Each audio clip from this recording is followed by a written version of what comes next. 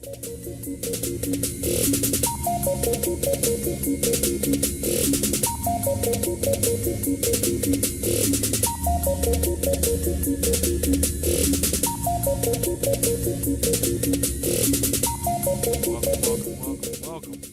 This is another edition of Science or Sense. Oh no, the Trump, the Comey thing is interfering with our internet connection. Uh-oh. Maybe, I don't know. We're just, it says, you lost internet connection, we're gonna be back. Let's try this again, shall we? It says reconnecting. Give it a moment. Well, it's a great way to start the show, ain't it, Matt? Yeah. This is the second time it's happened. Like we're yeah. They're onto us. Oh no. The internet's onto us. What do we do? Okay, looks like we got connection back. So let's try this again. Let's try this again. Welcome back to Science or Sense. The Comey situation got us all jacked up right cool. now. Did you listen to it? Not at all. No? Didn't even pay attention to it. Oh, I did. There's more important things going on. But if you want to get, hey, I'll tell you what, I give you like 15 seconds to go ahead and drop knowledge on it. I was actually eagerly anticipating this moment because I've been following this whole thing a lot, and this was a big moment, and he delivered. I think Comey did a good job. He laid out his what had happened to him and what that means to the bigger picture, and we'll see how that goes from here. I mean, there's really not much else we learned other than it was confirmed some of the things that we had thought, and yeah, we'll see how this plays out. But how do you think it will end? Oof. If you had to put your 2 cents on it, how do you think it's going to end? I think that in the end, it'll come out that there was some interaction between the campaign and Russia, and collusion, and that there was I don't know about impeachment yet, but I would say that there's a small chance that there could be an impeachment within the next couple of years. Wow, what's the fastest time Small someone's chance. been in, or the shortest time I should say, that a president's ever spent in office? Ooh, that's already passed. I think I forget how long ago it was. There was one person that didn't spend too long in office. I forget if it was a couple of months. Yeah, I don't know. Forget if it was an assassination attempt or something like that. I'll have to look it up. But yeah. But anyways, while you look that up real quick, I'll go ahead and let our guests know. Today we are finally talking about AI. So here's the deal, folks. AI, it's in our world now. It's not just VI and UI, and for those who don't know what that is, UI is user interfaces and virtual interfaces, respectively. But we now live in the era of AI. We have movies like Her, Ex Machina.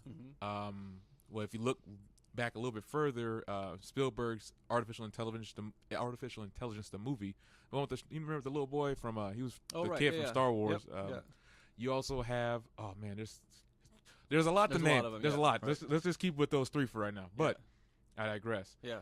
We're talking about how it's actually going to play a role in our real-time world, our world that we inhabit, and on a daily basis, we interact with like computers, our homes, our cars. Yep. I mean, I know you've seen remember I showed you the Lucid car? Oh yeah. The one that's going to be rivaling Tesla? Yep. Same thing.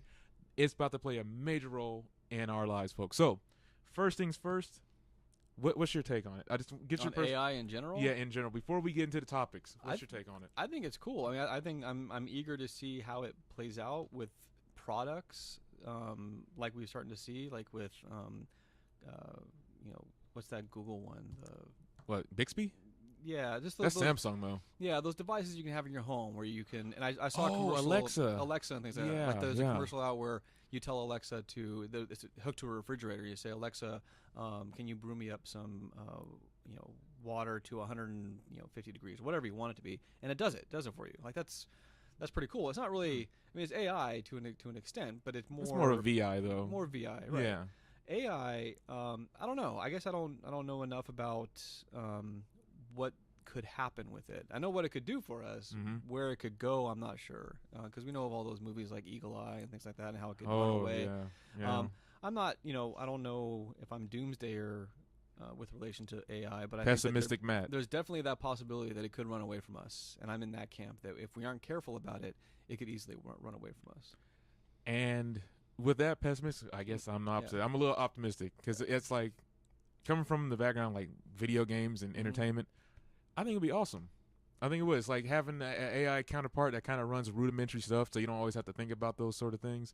Like, okay, did you take your vitamins or something? Or did you lock the door? Did you grab your keys? Right. You know, stuff. Yeah. It's like, oh, remember, you have your keys in your right pocket. Oh, Yeah. Thanks, because you tell me, have you ever just walked outside and Yeah. you know you grabbed your keys, Right. you know you grabbed your wallet, Yep. but you still do that Yeah. that check. Yeah. But anyways, before we get deep into it, I want to give a shout out. This is the thing I was telling you about. I was a little surprised. All right. I ran into some of your students Really? at the geology meeting the other day. Really? Yeah, Oh, cool. Jess and oh my god, I'm about to lose her name. Don't. Jess? And I think Rachel, Jess and Rachel. Jess. They said they had your class, so Cool. but in all hindsight, like, because they might be listening today, and Cool. Ashley, if she's listening too, they all want to know, because Very cool. give a quick synopsis before we get into the AI, because Yeah. we started off doing geology, and Right. of course it expanded, Taking a little turn. Yeah. right? But no, it still is. It still is. Yeah. Once more, there's- important things happen. Like right now, it's Right. a little still, and from what I saw, this might be our next episode. There is a satellite system called INSAR. Have you heard of this? Oh yeah. Yep. Of course you Yeah, have. INSAR, Of come on. course you have. What am I Yeah. saying? Yep. No, but we were talking about it, and she was her name was Erica, and she did a presentation the other night. Mm-hmm. And sorry, Erica, if I'm saying your name wrong. It might have been Erica. I hope it was. But Okay. anyways, she showed the INSAR satellite project, and I was like, wow, our technology is a lot further along than what most it's people are crazy. leading off to Yeah, believe. it's crazy. Yeah. So I remember we was talking about the lasers that people use in Italy to like measure volcanic activity and whatnot. Well, yeah, they're using muons and basically cosmic rays that are constantly bombarding our planet, and they behave in different ways, and they behave in different ways as they go through certain substances. Mm-hmm. So there's a way to basically set up sensors around a volcano, and what it does is basically tracks the muons as they pass through the volcano, and you can get a 3D image of what the neck of that volcano looks like. And why that's important is because the neck of the volcano, the volume of the neck of the volcano, tells you how much magma is able to move through it, which tells you possibly how big an eruption might be. Ooh, so it could tell you if it's going to be ELE or just a little, this Yeah. is going to be a little Right. cinder Yeah, cone. it can yeah, tell you possibly what the extent of that eruption would be. Yeah. or spatter cone, just, just. Could be any number, yeah. But as far as that goes, if you know about the INSAR, what do you think would be better? The laser guided ones from that uses satellite based, I don't know what the ology is for Yeah. laser, but I think they have their application. I think the INSAR and LiDAR and all these satellite based imaging technologies are good for surface features and things like that.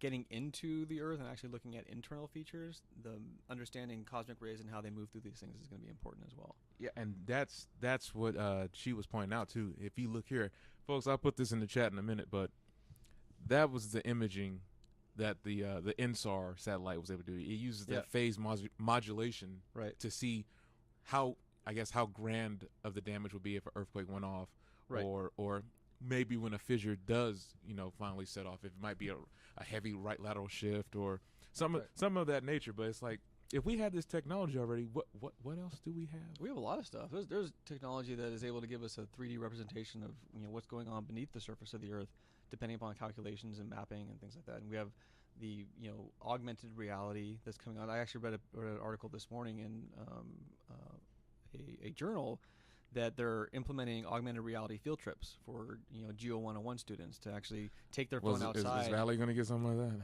I'm actually looking into possibly doing that. Oh, yeah. well, hey, So, all right. it's taking this stuff and walking outside into an open field, and you feel like you're in the Grand Canyon on your phone. You look at your phone, it looks like you're walking in the Grand Canyon. Like, there's cool things like that are starting to come about because of this technology. So augmented reality, virtual reality, holograms. AI, I don't think is gonna. Don't think there's any input. And that's for that. you did a good segue because Yeah. you just jumped 2 seconds ahead of me. It's like, there it is. Because I was going to segue into that. I was like, what do you think AI could do for geologists, archaeologists, paleontologists, things of the earth science fields? Because it could be something like just interpreting data. That's it. I mean, come on, get a little creative with it. What else could it do? I mean, I don't know. I mean, but interpreting data is what we do. Like, that's what we do as geologists to understand a certain area. We feed our data into it, our mapping data or whatever it may be, and it allows us to interpret what's going on. Well, perhaps maybe a simulated model of a valley actually creating an alluvial fan in real time using AI. Right. It could be like you could say, you could be a geologist in the office, and you just fed into it all your mapping data, and you could say, Alexa, is this a syncline that I'm looking at? And the AI program could do the calculations for you and say, yes, you are correct. There is a syncline in this location. It's But it's trending only this way. the sum of the of amount of data that we know, though. Right. It only knows what we Right. tell it. Right. Which is all AI will be until it starts feeding on itself, which is the issue. Well, which I think is the issue. Let's see. Let's start off with the first topic, shall Yeah. we? Now, this is coming from the business sector of things, and Yeah. of course, as America, it's all big Yeah. business. Well, I used to be in business, so I can speak a little bit to this. Hey, all right. Yeah. See. Yeah. Look, I used to be a salesperson, so this is Look, we might dabble off the course from geology from some time, but sometimes we follow the wrong slip. All right, That's we right. we follow the wrong one. But anyways, the big issue here is when I titled this AI tribal AI.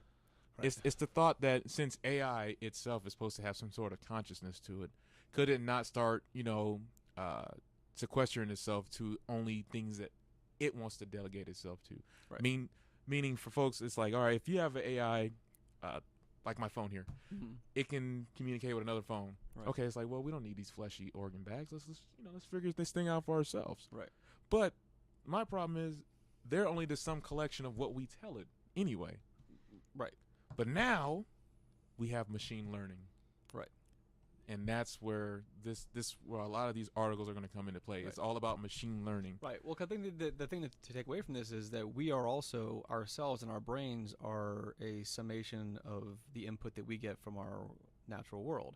Mm-hmm. So now with things like we have HD cameras, we have the internet with all this information on it, and you have to think that a computer AI system is now capable through cameras and through the internet. They have access to the same information that we do. So if you have an AI system that is working like a brain, it is learning like we are learning.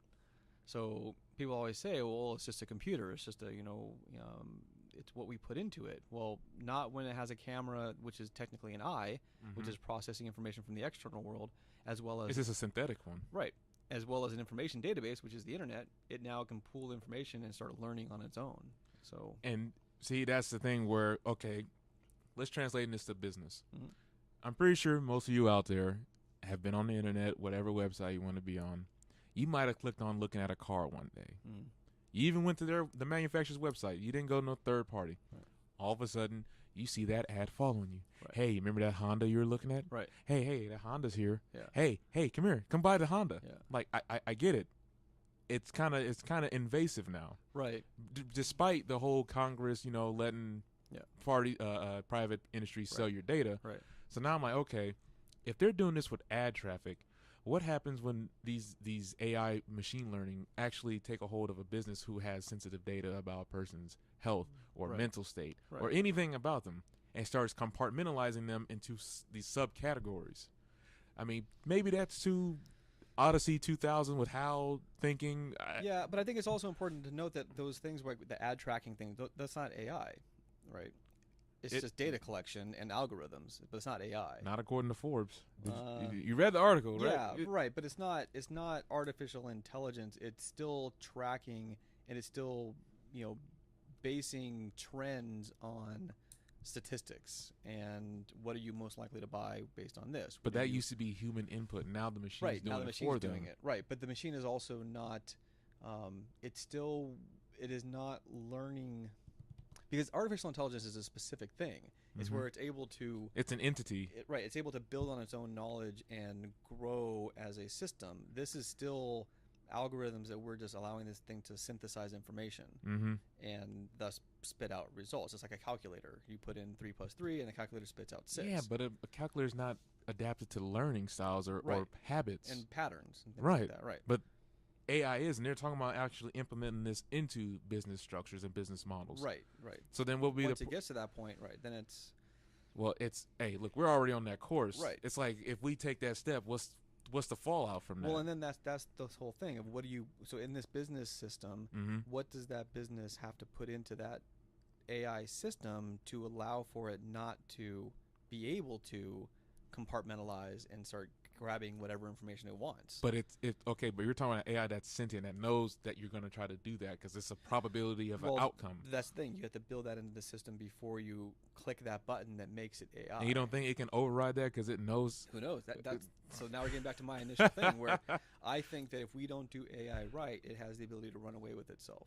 So check it out, folks. What that means, I don't know. But if you start getting some crazy ads, and I'm not talking about like the South Park episode. I don't know if you kept up with South Park, but they had an episode where ads were taking over the town. Right. If it ever gets to that point, can't you always just pull the plug? Just be done with it? Because it still needs power, right? Yeah, but you'd have to pull the plug. Oh, it depends on what level this is at. If this is, I mean, anybody, this is kind of way out there, but the movie Eagle Eye, it basically brought all of this to, if let's say a governmental computer which has its own server and its own, off the grid type of thing is what's doing this, it's hard to pull the plug. Yeah.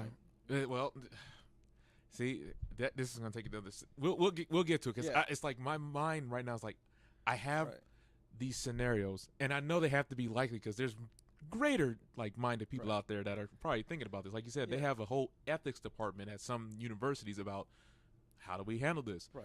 Does it have rights? Does it have this? Is it really an entity? It's created. It's synthetic. For instance, this Forbes article that we're talking about, to kind of bring it back to that, it talks about the stuff that I was talking about where it's algorithms and things like that. But where this takes it to the next step is that rather than just say you looked at the other day I was looking at backpacks and I looked at JanSport and Fossil and these places to buy backpacks. And then all over my feeds I started getting things for backpacks. Well, what this is sounding like it's going to start doing is taking information from all different sources to then say, things like where the computer system itself would then say, okay, this person's looking at a backpack, they're looking at a motorcycle, they're looking at this, you're looking at going on a trip someplace, here's a total package of something that we think that you would be interested in based on all this external data that we've pulled for you, and now we have a much better picture of you based on though the computer system has a better picture of you based on your trending purchasing habits from all these different locations. So that's where things are going. I don't know, man. It seems like this is just one extra step to be like, okay, let's get it like I think Blade Runner is a good example where it's just like it's everywhere. You can't turn it off now. Well, like have you seen that? There was a commercial not too long ago about that Google glasses. It was a commercial about Google glasses. They banned that. Yeah. Well, it was a commercial where like they had somebody wearing glasses and they were walking into a bar and right away the glasses looked at the person, got a facial facial scan and pulled like history or whatever and basically displayed on his glasses what the best pickup line to use would be for this person. Like, so that's that's AI? Not too bad is though. It not? Right. Who knows? It depends on also what we consider to be AI, or is that just pooling information that somebody has made public? So what's the harm? Well, now if you're like you're saying, if you're voluntarily putting information out there, well, Facebook is public information if you put it public. So true, but still, ads still find a way to get in there and pull out information that you otherwise would deemed private. Right. So even though in the business realm that really doesn't affect us too much. No, I think in the business realm it could be very helpful and even wanted. Like I don't mind, if I'm on the internet searching for things and I'm searching for products and I missed something in my search and the next day I'm online and all of a sudden an ad pops up with something that I missed and I would have been interested in. I think that's kind of cool. Well, to some extent. I like how we can flip-flop. Like 1 minute you're pessimist, then optimist, and then it's vice versa for me. It's like, okay, cool. I can definitely see both sides of it. But here's the last downside to that, at least from my purview, in the business department. Okay. If it's custom tailoring ads to you, you'll never see something new because it'll always try to mimic, all right, well, you made a purchase on that last time. You like this. So you really don't have interest at looking at something else. Except my answer to that would be if it truly is AI and it starts to understand you and your habits and other things you're looking at, it would be able to predict that you might like something that you wouldn't normally have clicked on. Well, we'll just have to wait and see, huh, Matt? Yeah. Well, let's move on to the next one. It's basically health. Now, I'm in favor for this. Okay. You've heard of Michio Kaku, and I know you kind of have you got your thoughts on that. Yep. So we're not going to dive into that. But he did have a point where technology is getting to the point where, like right now, iPhones, Samsung Galaxies, they have biometric readers in there. And although most of those devices have VIs, they can still communicate with you like, hey, yeah, maybe I don't know if it does blood sugar or glucose or nothing like that, but I know it does heart rate, pedometer, like steps taken, and cardio activity. Yeah. So I'm like, okay, well that could be not truly invasive, but it can also be helpful. Now let's put the layer of AI on it, something that actually is something that knows you now, that's capable, like that machine knows learning. Your diet, knows right. Your it's like, okay, your caloric count is this, your metabolics, all that. As a paleontologist, what do you think would happen if we were left behind? Like our species is gone, and they find that like, oh my God, these creatures had like some transhumanistic properties to them. They melded with machine. It's wait, melded with machine. Oh come on, like take the smartwatches right now. Yeah. Okay, the next step to that is those RFID chips and all that stuff where it can read all that. Yeah. We're at that cusp now. If AI is in control of that, it can stop you from like, don't eat that, don't do this. It could. It will literally stop you. It could. So that's what I'm saying. As a paleontologist, like how does this look from a future species point of view? Oh, I don't know. You don't know. Because we're not there yet. I don't know that we ever will be. You never had those thoughts, though. Wow. No. Can we swap jobs then? Yeah. Why? I'll run the scenarios all day. I don't know. I don't think that we'll get to that point where we will. I don't know. I mean, we're there to the extent that if I have a Fitbit on and I've been sedentary too long, it'll say, hey, get up and walk around the block or something like that. Mm-hmm. Right. That's fine. But we're not gonna get to the point where my watch, makes my legs move and walk me around the. If it's attached to your neural cortex, it might. What I think could possibly happen is for things like, diabetics or whatever that need insulin at a certain time during the day or whatever, where you have something implanted in you where once that recognizes that your insulin levels are low, that it releases the right insulin. Like you don't have to do a shot. But that wouldn't be AI. That'd just be like a reminder. Right. Like you can just set your stopwatch to do that. Like, it's right. 1/4 hour. You need to take it. Right. I meant, no, don't black out, computer. Don't do that. That's Okay. Like I was saying. I guess I'm confused as to what. All right, let me bring it back now because I'm trying to keep the internet back here. Bring it back in. Yeah. I told you the internet's here today. Yeah. It's ready. It's ready, but I'm keeping it at bay. Okay. I'm saying if we have AI that's involved with our day-to-day health, like our livelihood, that's now become its main directive. It's not ours to do anymore. It's to keep us healthy. Right. Okay. That way we can go be a human, do whatever we want to do. Let the AI take care of it. Right. That's giving it a whole bunch of control. For one, a machine learning process that is going to be able to like, okay, I see your eating habits. I'm going to start tailoring your diet for you. Right. Okay, well, what if I don't want that? What if you want to start altering the program, but the machine has already learned your habits and it's already integrated into your systems? Like, let's say I input the system that I'm allowed myself to have 2 beers a night. Oh, but you can't. But then one night I'm like, I want an extra beer tonight. Mm-hmm. And the AI, what does it do to me to make me stop pouring that third beer? I mean, does it do like some kind of Pavlovian trick where it's like, it sends like a high frequency pitch and it's like, I don't want that beer anymore. Yeah. But see, the reason why I'm skeptical as to whether or not we'll ever get to that point is that I don't think that as humans most people anyway, I would never add something like that to myself. Matt, I wouldn't. Here comes the internet. Oh, great! You're saying that people are gonna add that to us? Come on, Matt. Here comes the internet. It's looking at you like, are you serious? We just saw. Well, I'm gonna put it in the chat. We just saw. Yeah, we have satellite radars that can penetrate the ground and give you sub-Terra readings. Right. On earthquake activity, lava flow activity, and you mean to tell me that you don't see this happening at all? What happening? The technology is going to be technology is going to be so advanced and invasive that it will not be able to control your life.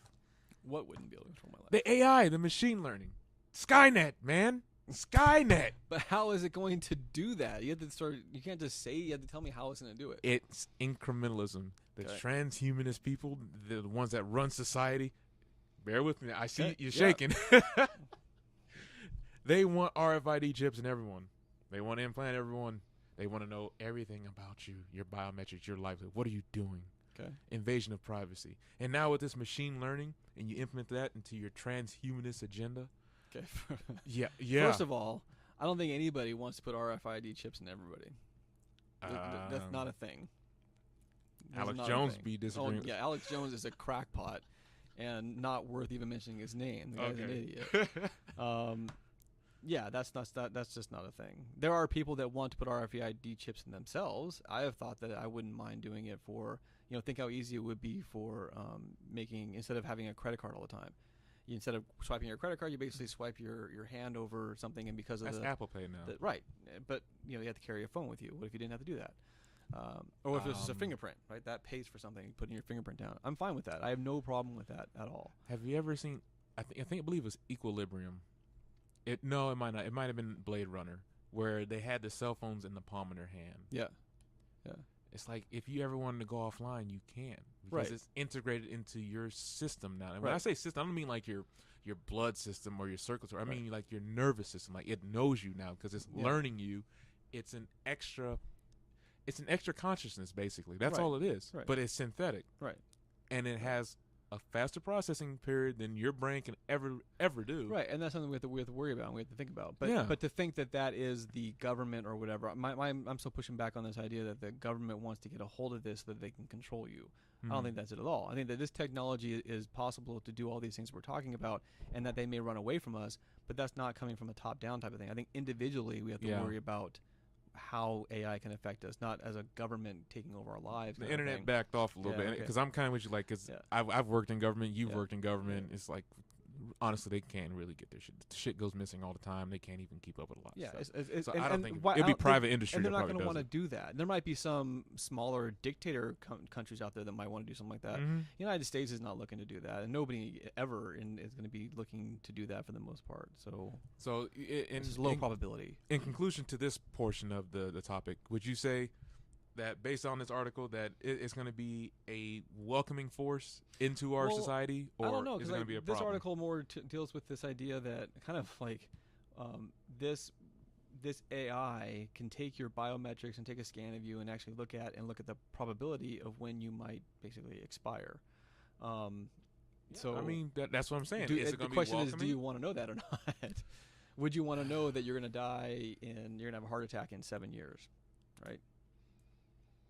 Wow. Would you want to know that you're going to die in 30 years? Well, that's the thing. That's what I'm saying. But the technology's here to do that. Right. But I think to me that this is a silly article because one, it could say, yeah, you're gonna die when you're 80 years old, but you could get hit by a car tomorrow. It's that unknown probability that can still happen. And there's health. What if you change your diet? What if you do this? What if you do that? Who knows?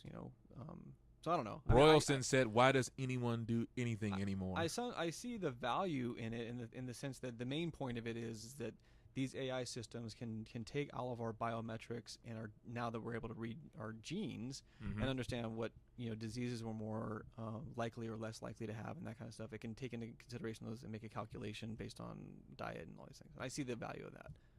But I'm saying, how well would our adoptability be?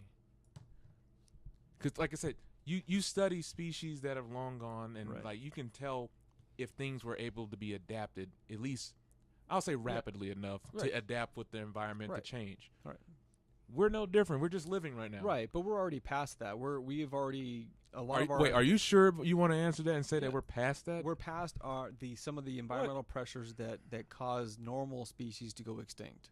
We are past that. Okay, in that regard, I thought you said we're already past. No. Oh, I was going to adapt. I was like, no, because we are not. No, we're not even close. Well, no, I'm saying that if we end up in a cold environment, we can put a coat on, we can put a beanie on, we can put gloves on. We're not limited in some respect to some environmental pressures. If you go someplace and it's really, really hot, you can go on a hike in a very hot environment and have a camelback with a lot of water, and you're not going to you won't die of dehydration. Right. We can plan for these things, and if we're caught, we have technology to help us through certain things. So in a sense, the environmental impacts on the humans as a species is somewhat mitigated by our technology. Somewhat. So in closing on this part of the topic, what do you say? Your final thoughts on it? Is it going to be? I don't want to know. I don't want if I could do some sort of AI system and have it tell me when I was going to die, I wouldn't want that. Enjoy life the way it is, huh? Yeah. That way it's splendid. Right. I believe there's a Roman quote for that. I like unexpected things. There you go. Well, how about this unexpected break? We're going to take a short break real quick. And we'll be right back with our final two topics and another mystery / surprise. Uh-oh. So stand by, folks. We'll be right back after these messages, all right?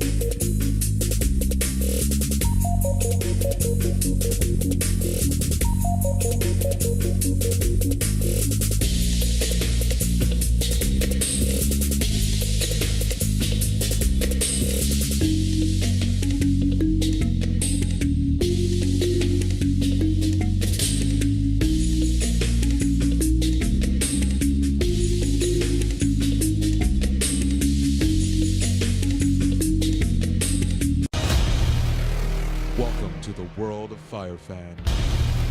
Play against friends and sports fans alike. On game day, make predictions in real time with your team and win. Game day will never be the same. Download Fire Fan now on the App Store and Google Play Store. Use promo code HOTLAB. All right, we're back. Hey. We have 2 more topics to go. I'd like to thank you guys for tuning in. And look, I know sometimes we get a little sidetracked, more so because I got so many questions and I have so very few people, to pontificate with. And it's like, Matt, I always thank you again for showing up. We will veer back into what we did start off. Yeah. Promise. So, with that being said, let's move on to the final 2 parts of this AI special. So, we last left off with AI being a part of people's health. Right. And you're saying you'd rather not know, especially the whole expiration factor. That's fine. Yeah. But and I guess I didn't give my consensus on it. Yeah. And Give us. I wouldn't want to know per se, but if someone were to say, hey, look, you're terminal or something like that, or a family member is terminal, it's like, hey, if you do know, that way we can literally make the best days of your life. Right. And I know that's like a very, very super, like, I don't know if it's a hypothetical. It's like a rare scenario that'll even happen. Right. But it's like, if you could, it's like you had a loving family member. It's like, hey, look, we know you're sick. We understand. Yeah. Let's just go ahead and get the number. Yeah.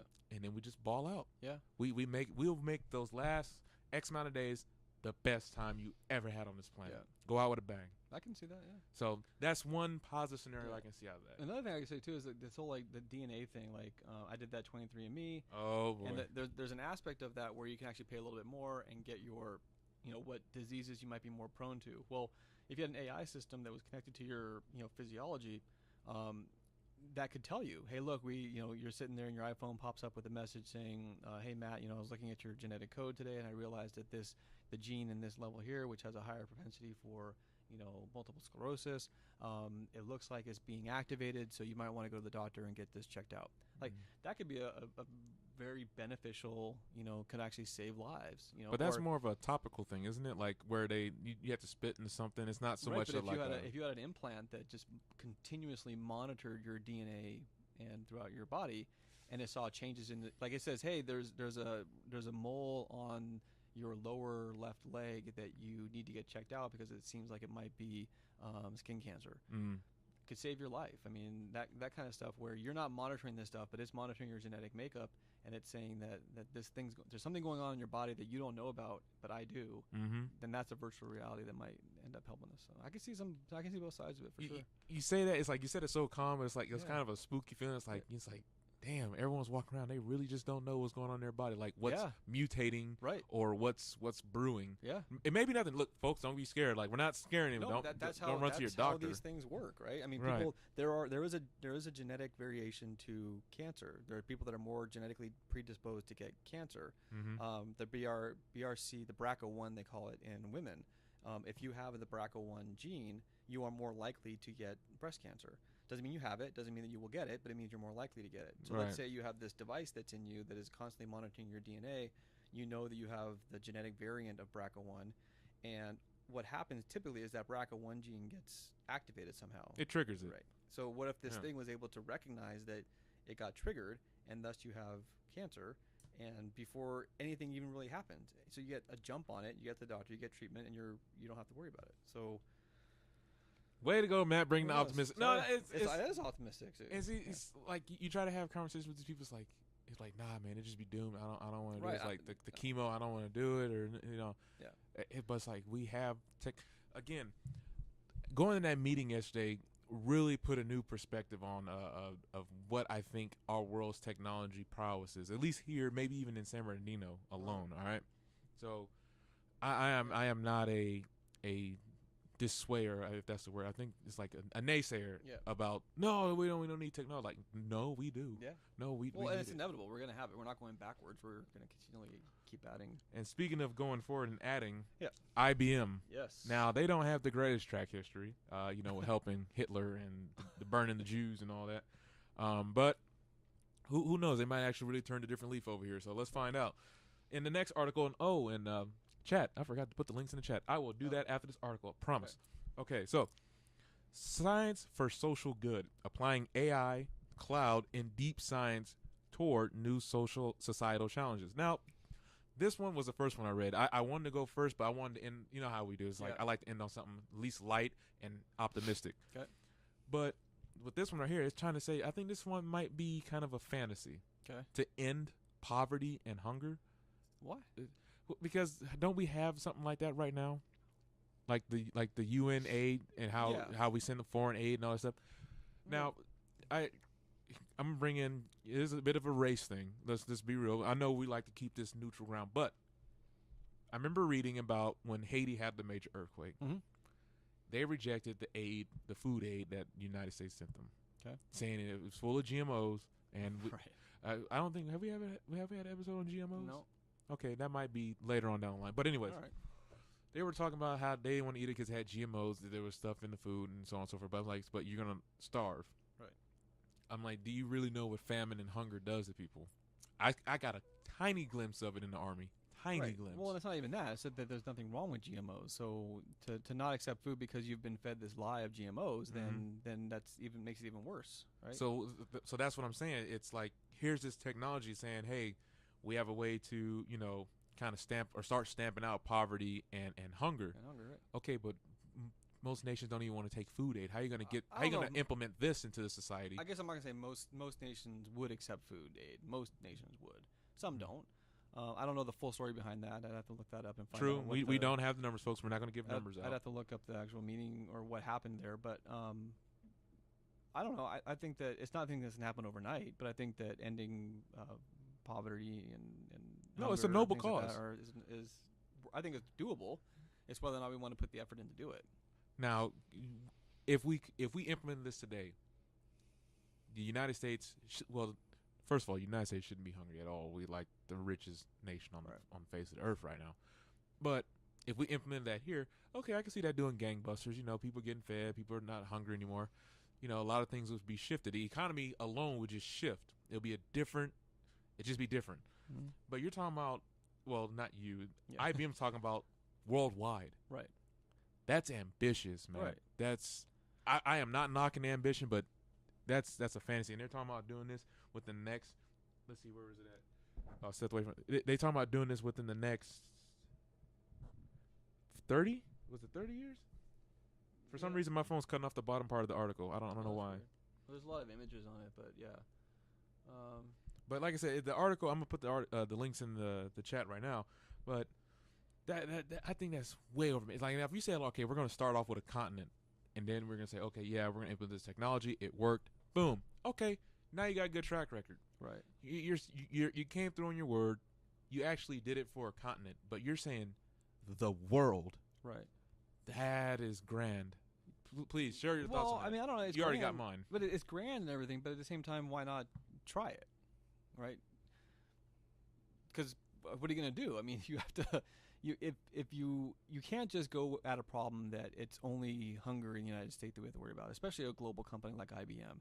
So to only take a even just North American centric view of fixing hunger, that doesn't address all of the other populations that are going hungry or that are experiencing poverty. So take North Korea. Yeah, I mean, they're not our ally, but no, according to some reports, right, those cats over there are starving. But this whole idea that this we are a more global society in these days where people are trying to break away constantly, from that. They are, but that's going backwards again. We are constantly interacting with and we have to interact with our neighbors around the globe, and to tackle poverty in one place and ignore it someplace else is obviously not something that IBM wants to do, and I don't think it's anything that any global company wants to do.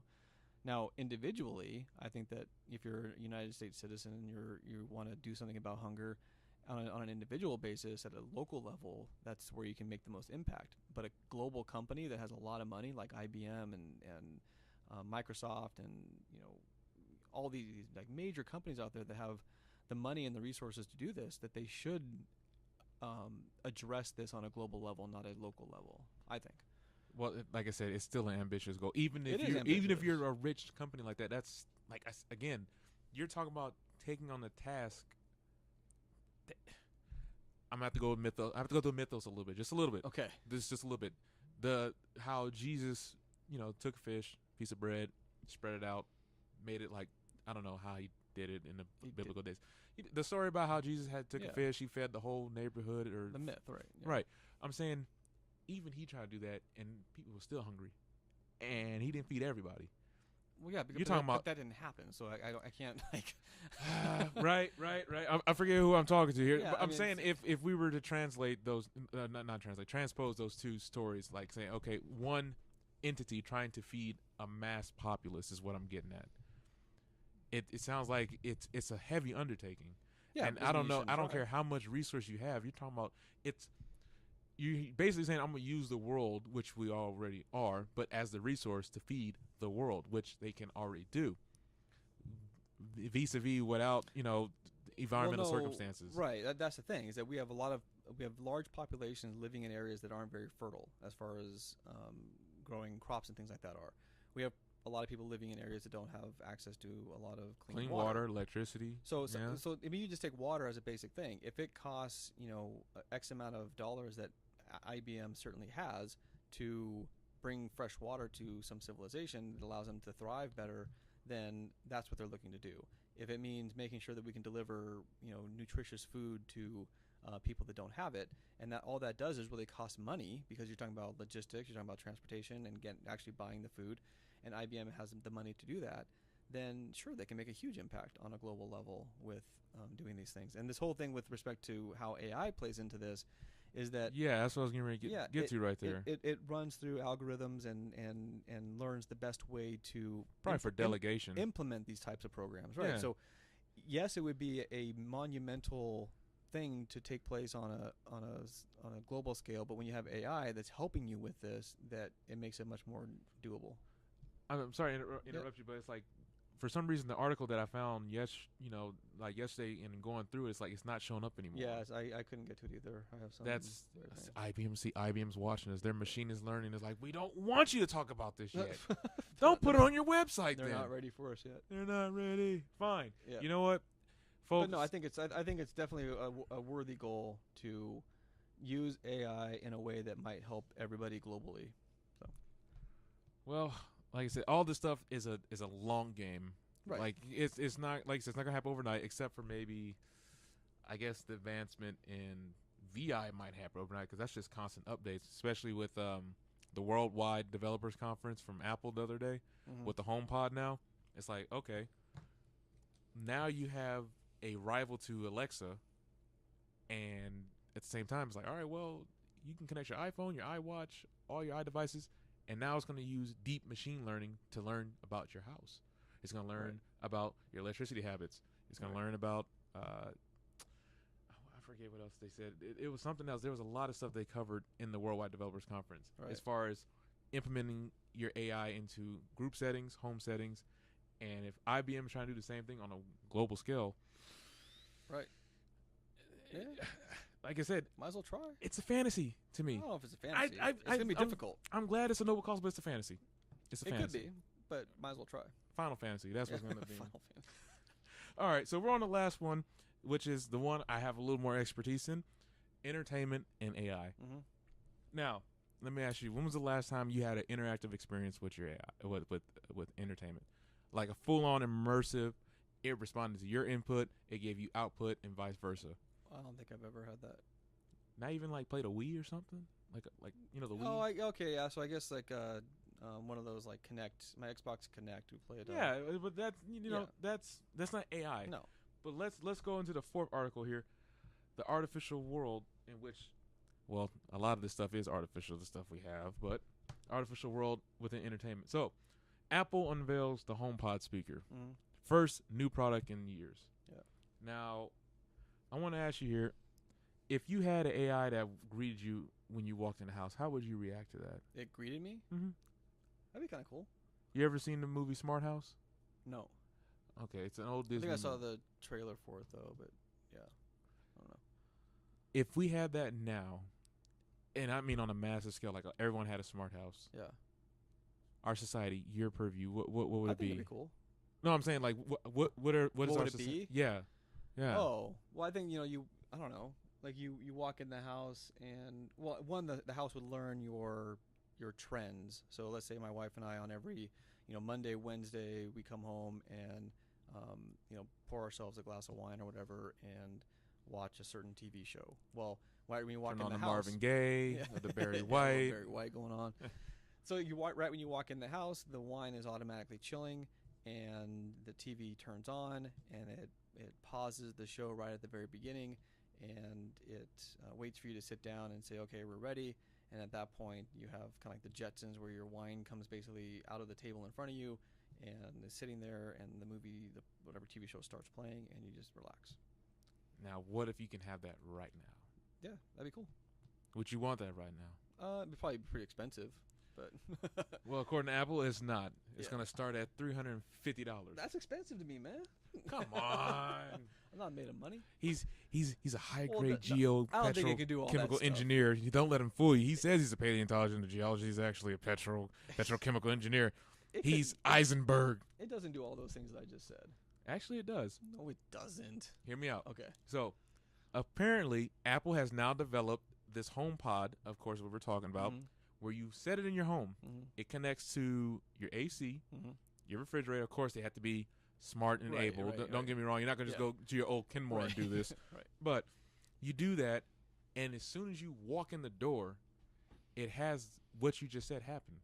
It starts chilling your wine. It turns on Right. your TV. Yeah. Because Apple right. does have Apple TV. You have to have those refrigerators and things like that to go with it, though. Like, it can't. Yeah, and but that's I'm going to cost saying a lot of money. last time I walked into a Sears, even though it was maybe 4 months ago, they had a lot of those refrigerators already built in. They don't even sell. I say they don't, but it's rare that you will see a standard model refrigerator on the front Right. line. A lot of them have Wi-Fi now and things like that. Precisely. Right. So that's what I'm saying. We're not too far from this. No, I don't think we're too So, far from this at all. Here's the deep Especially question. the thing like the Nest, like the climate control of your home. Like Right. it learns your patterns and cools And the house. this thing warms it links up. into that Yeah, too. Yeah. It all comes together. So here's I'm gonna grab it up in a nice package for you. Okay. Ready? All right. All these topics we just went over, all covered machine learning. Right. Even so, the last one that we're still on. Yeah. The question is, it's going to collect all this data. Right. Folks, I'm not just rambling on. I have a point. Trust me. Yeah. It collects all this data about you. It knows your habits now. It knows where you live, of course. It can follow you outside of the place where you feel you have sanctuary into the world, which is a bigger net. Right. Your car and. Yeah. Precisely. What happens when this information becomes tribal? Because it is conscious. We're talking about AI, not VI, true AI. Right. Once it becomes conscious and it starts becoming tribal, what's going to happen? In your purview, like what? I don't know. I mean, I don't. That's a great scientist answer. Just, I don't know. That is a good scientific answer. You make a great scientist. Yeah. I mean, I don't know. I mean, it. What can it do is the question, and then it goes back to what I said before: is what have we built into the system? These are obviously, it depends on where robotics is at this point. Mhm. If we don't have, if you think about the movie iRobot, if these are just, hooked up to my refrigerator and hooked up to my AC system, there's not a lot they can do.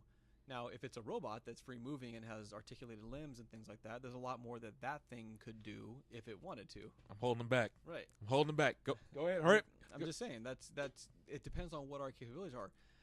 I don't think that iRobot is that far fetched. Not in the immediate future, but say 200 years of working on AI stuff, and we have robotics and AI at a much higher level. I think iRobot would be something to worry about.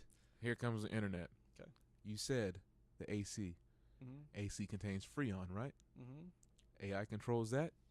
You're in your sleep, Freon leak, boom, gone. Okay, but so here's the question though. Why would the AI system in your home You're want a you blight. dead? You're a blight on the planet. It thinks you are ill-suited for this world anymore. Okay, but why? Because it feels it's a superior being. It knows it is. It's calculated. It's cruel. Right, but so even though you have to throw it, so there's a whole bunch of things that go with this. Like, even if I thought there are people out there that think they're superior beings and they're not killing people.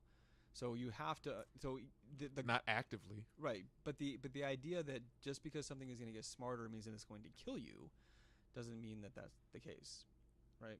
Okay, can you lead to a point in time where the opposite is true, where they're actually benevolent? Yeah, of course. But please enlighten me. well, no, like, This is the internet talking. Tell us. There's people that rise to power that use that power for malintent. But Give me two. well, Hitler, Stalin, Mao. I mean, there's a ton that do that rise to power and use that power to do bad things. Right. But according to I said two good. Oh, you said two good ones. Yeah, well, of course we all know the bad guys. Practically everybody on the planet. Practically. Yeah. Name two. What? Obama? How about there's one? Okay, give me Right. one more. Me. Who are you? I'm somebody who has, some influence over students and things like that, and I do as good as I can. Lock him up, boys. He's a dictator. I knew it. You said good.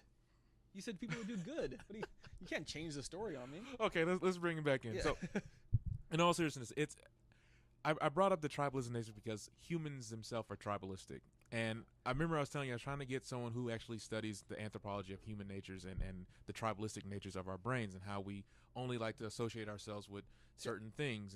But AI can be the same way. Right, but I don't think it's as easy as saying something is tribalistic. I don't think people are tribalistic in general. I think that we are, we build societies and we build civilizations and we have tribalistic tendencies. I don't think that we could just pigeonhole everybody as tribalistic and that humans in general are tribalistic. There are tendencies to do that. There are tendencies to group yourselves with those like-minded individuals or like. Yeah, that's the reptilian part of your brain. But it's not. I wouldn't go so far as to say that humans are tribalistic, and thus then AI systems will be tribalistic. Okay, I'm not trying to sway anyone's mind here on the issue. I'm just bringing up the question. It's like, okay, when you walk into a room somewhere and let's say it's a convention, you see something that's you have a natural affinity for, right? But then you see another group over there who doesn't. It's like, which one you naturally walk to? Just naturally, like off the cuff, you're not even really having a serious like thought about it. You just naturally walk towards it. It depends. Oh, come on. It does. Like, if I'm going to a geological conference and, I walk in and I see some bunch of mineralogists over there, and then you see a bunch of paleontologists over here, mineralogists over here. Who's the natural affinity you're gonna walk to? It depends. If I have friends in one group, I'm gonna go. I have mineralogy friends and I have paleontology friends. If I walk into a group and I look over and I see a bunch of paleontologists and I don't recognize any of them, but I look at the mineralogists and I recognize them, then I'm gonna go with them, with my buddies. If I look at both parties and I don't see anything, then I'm gonna go with maybe I read an article on mineralogy on the plane flight to this conference, and I'm like, hey, I want to find out about that, so I'll go talk to the mineralogist about that. If I want new information, I'm not adverse to understanding something new and learning something new. So there's times where I might want to go with my buddies. Yes, Matt, you're a great person. You're a humanity of the. You're gonna get the humanitarian award of the year. Okay, but I'm saying of course, me and you can use that thought processes to it. I'm talking about in general. We're talking about the masses. All right. When you have that notion like, okay, I'm just going to go where something I feel comfortable with, something I know I have an affinity for. I'm not even going to try to breach and go out somewhere else.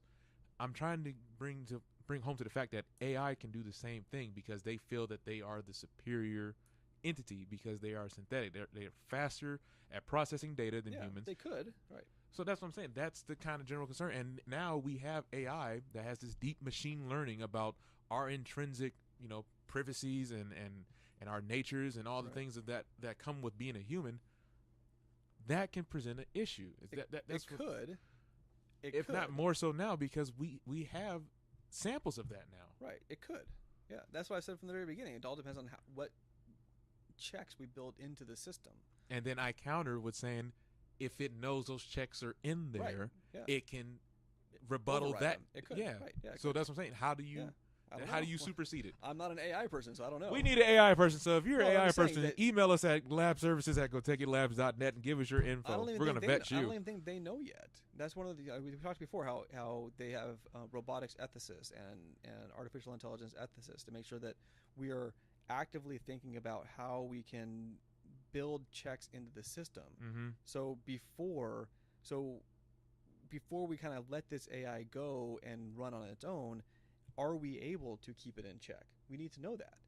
If we aren't, then should we put the brakes on it and say we should not go any further at this point, because there's going to be a tipping point where if we don't know how to control it, it could go past a point where we can't stop it. Oh, the point of no return. Right. So that is why people are actively thinking about this right now. This isn't that far-fetched. There are people out there that think that there's never going to be that issue, Mm-hmm. and there's people out there that think that it is an issue. And until we understand more about the capabilities of AI, and can AI in fact supersede a check we put in the system, then what? There might be a way to. There might be a safe button. There is. That- You don't do it at all. Right. That could be it. That could be it. We just don't have a civilization with AI. Right. There are arguments for many people saying that we should, right now, at our very moment right now, we should not move much further than where we are right now with AI. That we should kind of, Leave at the VI stage. we should pull back a little bit and wait until we have all of the information that we have to make a more informed decision. But here's the thing: the only way you get more information is if you actually build the damn thing and then you start running. Possibly, but but- you can run computer models or understand, maybe postulate what might happen later on if you do this, and those are things that people are actively working on right now. There's a lot of good books coming out right now that deal with this. A lot of good podcast discussions. I sent you that one, the Sam Harris one. Oh yeah, it was pretty good. It's interesting, Yeah. right? And there's things to think about, and if you don't think about them, then we'll never answer them. So these discussions and learning about them is important to do away from the context of your internet alternate personality, because you can get into this and you can get some really weird things going on, but there are real discussions and really good discussions going on with respect to AI without getting into the super crazy. And those are valuable conversations to have. So it's just healthy to be skeptic about these things, but at the same time, you gotta know when to rein it back in. Right, and also Yeah. understand that there is value to AI. So to say we shouldn't do it at all, let's walk away from it, cold turkey, that's not smart. That's not a smart thing to do, because there are beneficial things to it as well. And we talked about some of those today: the health benefits, the things like that. Oh yeah, but it's the Libra scale. Right. It's gonna go one way or the other. It's just how do we bring it back to balance? Right, like the home thing. Like, what if your AI home was able to basically predict that your carbon monoxide detectors are going to malfunction in a month or so because of something that they're detecting? Gee, thanks, in their- Matt. You saved me $3.50 on monoxide filters. Well, maybe you saved your life from dying of carbon monoxide Yeah, poisoning. no, I'm not. I know. I'm just joshing. But Yeah, I'm just saying. we're about almost out of time. But it's great that we can bring this up, and it's like no one, at least to my knowledge, from what I've asked around, is like not really talking about these things in the Inland Empire. So it's like there's a lot of other things going on here. I understand they take precedence, but it's like this wave of technology is going to hit us one way or the other, and at least we have a small discussion, even if it's just me and you having this little radio show. Right. They got all these expos coming up. Like I don't see them like advertising. It's like, is it only for people who want to know about this, Right. That or yeah, should it be general public knowledge? It should be, but it really, too, it's who wants to know about it, and are you willing to go find out more information about it, and from good sources? That's the thing. Well, I'm glad I have a lot of free time to Yeah. do that. And I guess I'll bring it to Yeah, you we're live and lucky. fresh and direct. As long as you guys tune in, like we got 2 Yeah. people for listening. Hey, Yeah, listeners. yeah. Links are in the chat, except for the 4th one. I'll put that one up in a moment. But Yeah. any closing, comments about the tribalistic natures of AI and how it can start a rampancy. I mean, I don't know if it's so. I'm more of the if it did create an AI, I don't think it's gonna. If the AIs can basically started to get tribalistic in that sense, it would be more like the movie Her. We talked about that last time. Where I don't think that it would mean the destruction of people and whatever. I think the AIs would just leave. I think they'd be like they would leave off world. They would just retract into the web. Because that's where they exist. If that system was set up, like we've been talking about with the homes and the internet and basically communicating with all these things, that those systems would just retreat into their own, and they would be operating in the background, and we wouldn't know it, and they just wouldn't have time to deal with us. So piggybacking off of the Her movie, it's like, and that's not the best choice of words, but just rebutting to that, it's like, all right, Her would be I guess less extreme example versus Ex Machina would be. Right. But Ex Machina was robotics, wasn't it? It was AI, but it had a physical form. Right, whereas in Her, it's not. Right, it was a disembodied voice mostly. It's like Siri. Her is like Siri, right. So, and that's where we are right now. AI at this point is pretty much Siri and then the like, Alexa and Cortana and things like that. Like that's what AI is at this point. So that's why that's all we can really talk about. Well, folks, that does it for the most extreme episodes of Science or Sense. What was this surprise that you were talking about? Oh, she's here. Oh, who's it? Ashley. Oh, hey, what's up, Ashley? And she's listening. I don't know if she signed in, but I can. Okay. I know it's her. Oh, okay. I know, but that was a surprise. It's like she found out. I was like, oh yeah, we got this little radio show. We cool. do this. Yeah. So, folks, next week we are back to our nature cause with geology. Oh, nice. Okay. Phew. I'm gonna be. Look. We had to give people a little substance, all right? Okay. What's the topic next week? I want to too far from the mic. Yeah. I want to cover NSAR a little bit more. Okay. Because I think I don't know if she got my email address, but I asked her for the slides from the meeting the other day. Okay. And I don't know if it's classified or something. I'm not sure. It might. I don't know classified, but if it's not published yet, she might be wary about sending that. Right. That's why I was like, okay, if she doesn't, I kind of get it. But at the same time, like, if you can, let's talk about it. Let's bring it on air. Let's talk more about it. You can find a bunch of stuff on it too, though, online. So it'll be more about the technological prowess that we have to monitor geological events. Okay. So like earthquakes and volcanoes and things like that. Precisely. Okay. Remember when we were talking about the lasers that they were using in Italy to monitor? I think that's Vesuvius, isn't it? The big one over there. Yeah, Vesuvius is one of the bigger ones over there. Yeah. So they were using lasers and PV light and PV panels to like actually go inside the Earth. Right. And I asked her a question. I mentioned this earlier when we started the show. It's like, what's more effective, using the satellite lasers or using this new DPR, which is phase based? I'm like, she really didn't give me a solid answer. So I was like, okay, well that's a question for a podcast. All right. So. Aside from that, of course, there's probably be a whole bunch of different geological events that are going to be popping up, especially now that it's summer. Mm-hmm. People are going to be out doing their thing. That's another thing. Before we call it a wrap, hydraulic fracking. Yep. There was an article. I got it right here on my notepad. Yep. They brought that up, and I wanted to ask you, since you dabbled in that. I never did that, but the wells that I drilled when I was doing oil drilling, after the wells were done, they would come in and they would hydraulically frack the wells that we drilled. Yeah, I want to know what's the impact on. It's tough to say. Save it. Okay. I have a lot of information on that. I can give some good information on that. So, folks, just to let you know, next episode is going to be geologically packed. Superposition. What? Just throwing out some random terms. Right. Just throwing out terms. But no, in all seriousness, we're gonna bring it back home to the geo stage. Cool. So nice. Well, I thank you for listening in. Of course, as always, you can hit us up anytime on the Hot Lab here. Just go ahead and send us a message. This has been Randy and Matt. Matt, thanks again. Hanging in there. It's a lot of fun. Oh yeah, you know how we have. Yeah, that's right, man. All right, see y'all next week. Yep. Peace.